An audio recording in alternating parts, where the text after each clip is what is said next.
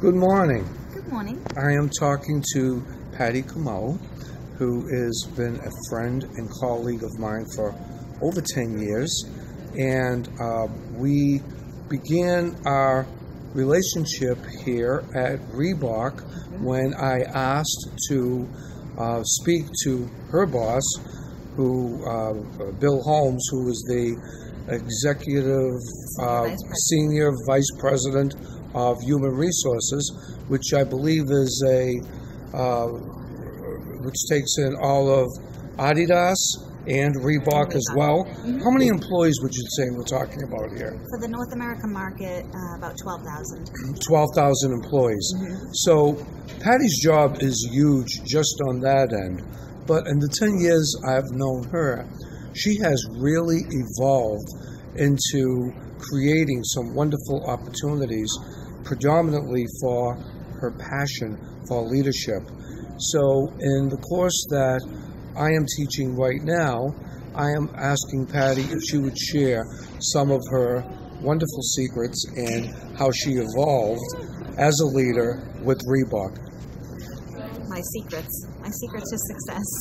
Absolutely. Right. So, yes. So I began my career at Reebok 15 years ago as the executive assistant to the senior vice president of human resources. And, for personal reasons that fit my life really well, I could work the hours that I needed to work.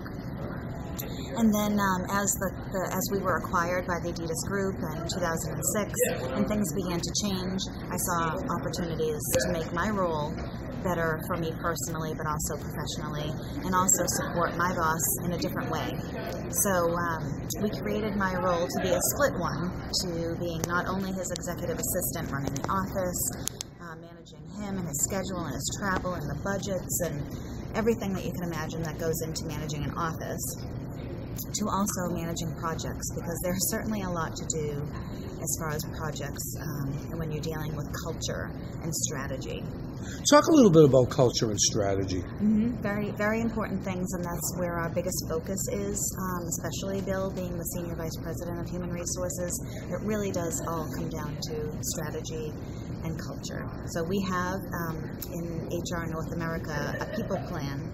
It's a 3-year plan at the current time, and we have 3 focus areas that we work on for our strategy. And they are innovation, feedback, and leadership. So there was a lot of opportunity for me to get involved in one or all of those areas, and I chose innovation. So the other thing that we focus on besides the strategy and implementing it and embedding it somehow in the culture, you say, well, how are we going to do this? So that's when it comes down to culture and changing the culture and how do you lead change. So I chose to work in innovation. But isn't innovation a part of leadership? A really important part of it? It is. It's all about it, and it really should be at the forefront of what everybody does. And what we were dealing with here in the Adidas Group specifically was that the culture was one of hierarchy, control, and obedience. And so people weren't thinking. People weren't able to have a voice and be creative enough. And we're supposed to be a creative company. Reebok makes sneakers. It's a fitness company. Hierarchy, control, and obedience. Exactly. I mean, wow. That's what we were. It's like a military type of. Yeah. So that changed. Yeah. So Reebok was, I think, a real entrepreneurial type company prior to being acquired, and all of a sudden we started to see the culture really change to one of that hierarchy, control, and obedience, and it wasn't good. So Mark King came on board as our new North America president. He was with TaylorMade for 30 years, you may know the name. And so he joined us on the Adidas side, the Adidas North America side of the business, and he quickly learned that we were not a creative company, particularly on the Adidas side. Reebok had just gone through years of change from going from a sport company, having the NFL account and the hockey leagues, to one of fitness. So we had already gone through our 5-year strategy on being a fitness brand. So we have partnerships with CrossFit and Spartan Race, Les Mills. So we're really into the fitness space. But Adidas brand, on the other hand, is a sporting company Obviously soccer is their biggest sport Right. that they focus on. The European culture. Again, the European influence. But in the United States, it wasn't resonating with the consumer. So Okay. Mark King quickly realized that and said, we've got to do something.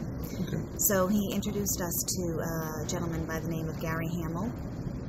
Okay. And Gary Hamill is a master in the innovation world. He's a professor, so you may, if you Google him, you guys can figure I have that come out. across the name, absolutely. I'm sure. So he has a small company called M-Lab, or Management Lab. We call it fondly M-Lab. And we partnered with them and figured out a way to start to change the culture here from one of where leaders tell the employees what to do and the employees do it. Aren't they more managers than leaders? Managers, yeah. So would you say this is 21st century thinking on leadership?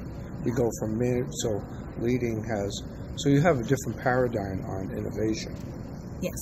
Okay. So we wanted to flip that. We wanted to go from leaders telling and employees doing to employees having a voice, one that's creative, and a platform to be able to share it, Right. and leaders actually creating the environment to allow it.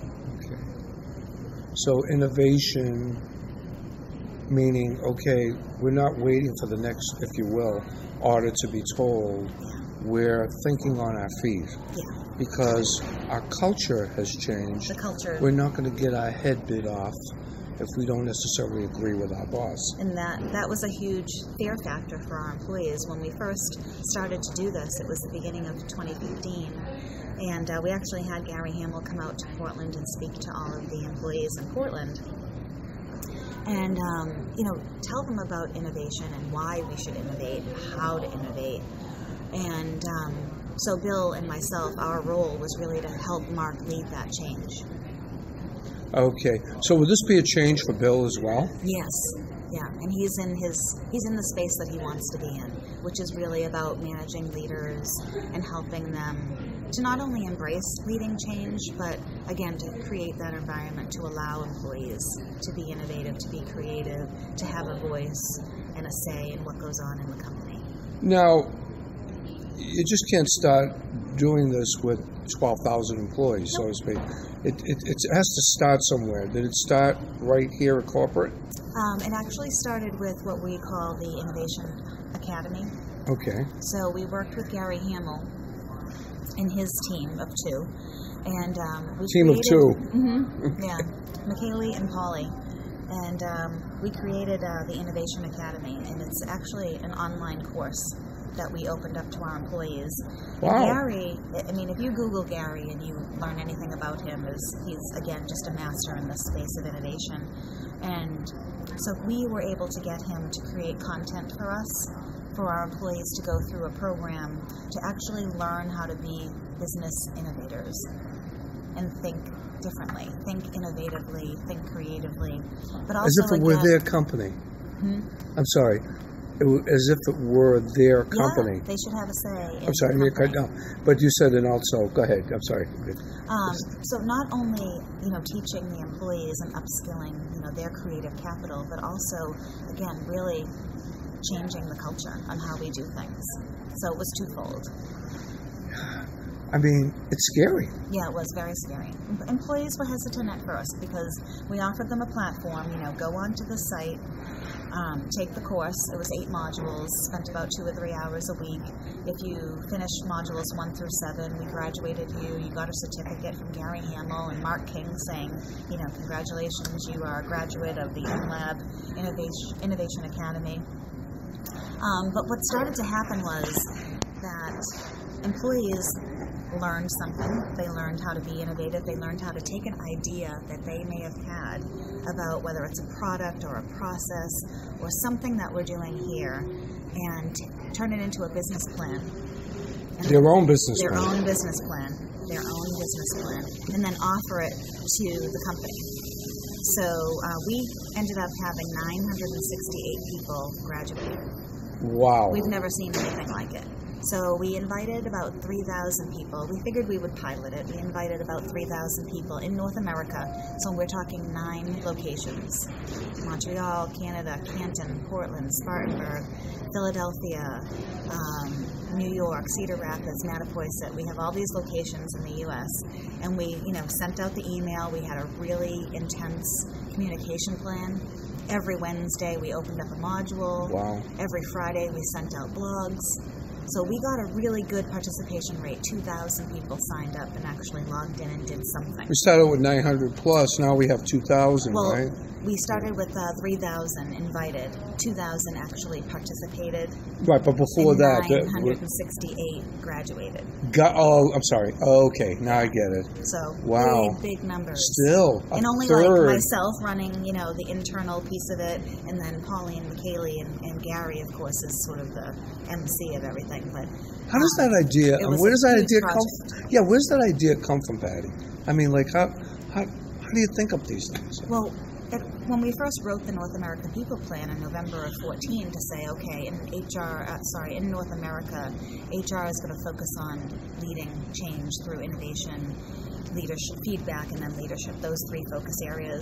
Right. And we're all sitting in the room going, how are we going to do this? You need tools. Sometimes you have to go external. Need support. You need support. So we need resources. So that's, really, we just got lucky. Mark King happened to come into his role in the middle of the year in 14, and so we were just getting to know him. He introduced us to Gary Hamill because Mark, like I said, quickly learned that we weren't an innovative culture. We weren't creative. We were actually holding ourselves back. There are so many barriers in management in this company that are actually working against us. How do you get somebody like Gary to come on board and to make changes? That was, Mark and Gary met about 6 years ago at a speaking engagement. So Mark had Gary do some work with him at TaylorMade, again, trying to change the culture to one that they called a culture of care. Because it really is about your people. It's about genuine care. I like that, a culture of care. Culture of care. So we have a situation where we're not taking care of you because we have to. We are supporting you because if you benefit from the support, so does the organization. Absolutely. So it all starts with your people. Dual feed company. So how does that all pan out to the Reebok strategic plan, the long-term plan, with this new innovation? Well, innovation has certainly made a change. Our people feel like they have more of a voice now, right, and that they can actually approach a manager or someone in a lead position and actually offer their opinions, their suggestions, their comments, and not have any sort of let down from it, not be heard, or any sort of fear of being rejected. Yeah, so I guess rejection is the biggest fear. Yeah. I mean, it's just part of the human element. Everyone is afraid of rejection. To be curious and to be, and especially with the generations that are in the workforce now, the younger generations. Checking the millennials? Yes. Yeah. And they're very curious, and they want feedback, and they want to be able to offer their opinions, and they want to be able to offer their ideas. So we've started to make that change in our organization where they can do that. So typically... And everyone can do that, not just the millennials. Right. Myself included. Well, you're bringing up a really interesting point, too, and that is we have several generations under this roof from different places. How do we get them to all work together under this innovation umbrella? Yeah. Well, under the innovation focus area, everyone's equal. The platform that we created and the content that we created, it's a holacracy. There's no titles. Everyone's the same. Everyone's equal. So somebody in Spartanburg could be talking to someone in Portland, and they could be having a discussion in the site about an idea and talking, and there's no I'm a senior person, you're working in a warehouse type of mentality. Everybody's equal. I know it's kind of interesting to bring that up, because one of the things that I hear so often, and it just makes me cringe, it's like, well, I have 7 people working under me. It's like, What does that mean, working under you? It's not a very nice thing to say. But you know something, but here again, they don't mean it facetiously or maliciously. It's part of the culture, if you will. Yep. So the idea is, if Bill, your boss, had an idea, you had an idea, and someone that was working in a design had a better idea, it was like, hey, you know something? You got a better idea. Is that what we're talking about here, in a sense? I think so. Everything's open to consideration, in the Innovation Academy. And what we did, like I said, we had 968 people graduate. Therefore, we had 968 ideas, 968 business plans. Wow. So what we're doing now is we're in phase 2, where we've taken 100 people out of the 968 graduates. We took our top 100 people. We had certain criteria where we found them. And we've got them on... talent criteria. Yeah. Okay. Yeah. And their ideas were also very feasible ideas. So we had some strong criteria. So sure. We pulled the top 100 people. And we also found 12 themes that emerged from all of these ideas. Oh, wow. So we placed the top 100 people on a theme team, we're calling it. Oh, wow. Theme team. Theme team. Yeah. Dream team, theme team. So what we're doing is we're having a Shark Tank event in February. And who are the judges? They're external. Oh, wow. Because again, Mark King feels that our own management, our own leadership is our barrier.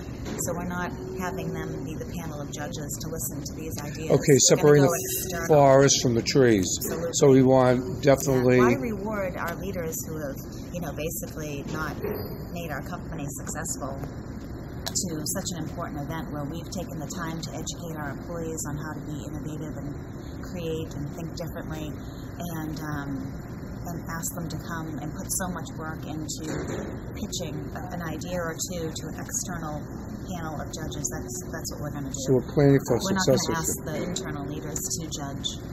You're planning for successorship. Totally. Okay, just about at the end of the interview. I just add that the other... No. I was just going to say, are there any other things that you are... Yeah. I would just add that the other thing about changing the culture and getting people to be better leaders is feedback. So we've gone through and done 360 feedback for all of our top leaders in the company that report to Mark King, and now we're taking that down to their direct reports. And I don't know if you've ever heard of 360 feedback, but it's a tool where you're asked for a list of names of people that you'd like to offer feedback on you. And then as an HR professional, we also add in a couple or two, 3. But we used, for the leadership team, we used an external consultant who interviewed, say 10 people for each person. And so we collected all of this data on each of our leaders that report to Mark King. And then we also did DISC on everyone. I don't know if you've heard of the tool DISC, but it tells you what type of personality you are. So we had... Is it similar to like a Myers-Briggs? Like a PI, Predictive Index. The PI, yeah. Exactly, okay. Something like that. So we had both of these, great pieces of data on each of our leaders, and the executive coach had conversations with them, told them all of the feedback, and then they created a development plan for each one. So then we did a series of what we call new leader assimilations. So anytime we have new leaders come in, or if you get moved into a different role, we do what's called a new leader assimilation, so that you can actually work with your team of direct reports, and they learn about you, you learn about them, and you figure out a way to work together. Or at least you know about each other. How do you work? How do you like things as a leader? What are your hot buttons? Things like that. So people know how you are. It's dynamic. It helps. It's interactive. Yeah. And it also helps you know the person a little bit better from the inside. I think people should be predictable to a point. Mm-hmm. In other words, like some people, I'm sure, in the past, we've all worked for employers that ran hot and cold. When you came into work, we never knew what they were. What's going on? Yeah, that type of thing. Okay, this is great. Do you have any closing thoughts or recommendations for my students here? About leadership specifically? About the way you see leadership. Well, I do see the leaders being very different from managers. Okay. Managers, there's a difference between managers and leaders. Okay, managers manage either a function or a project, like myself. They do it well. Leaders actually lead through people. So it's very important that the leader definitely has a supporting team around them, but they're all about leading through people. It's not about themselves, and it's not about hierarchy, control, and obedience. It's about letting your people be the best that they can be. And if you work for a really good leader, you know it. You just know it. You can just see the difference between the two. A manager is just very functional, and they're all about getting things done, and they actually may do some of the work or all of the work themselves and be sort of that controlling type person. And then it's the difference between a leader, doing it's things just right. the difference. It's night and day. A leader is just somebody who allows their team to get involved, allows their team to expand their role, spread their wings. It's just a very, very big difference between the two. Wow, this has been truly inspirational and a pleasure to allow me to interview you on Patti is a really, really innovative individual, and who knows, maybe someday we'll be saying CEO. But anyway. I call myself HPA. What's that? High-powered assistant. Well, maybe not as much an assistant as you think. Thank you so much. Thank and you, have John. a wonderful holiday. Bye-bye, everybody. Bye.